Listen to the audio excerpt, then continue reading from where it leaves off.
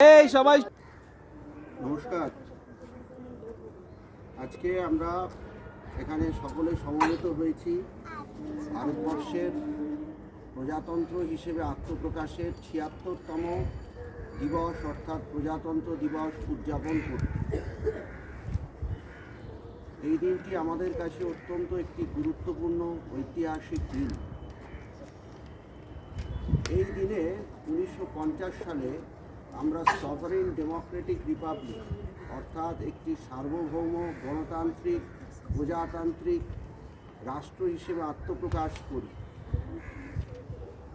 এবং আমাদের এই ভারতীয় সংবিধান হচ্ছে আমাদের যতগুলি আইন আছে তার মাদার স্ট্যাটিউট, অর্থাৎ তার উপর ভিত্তি করেই আমাদের ভারতবর্ষের সমস্ত কিছু শাসন ব্যবস্থা কার্যকরী করা হয়।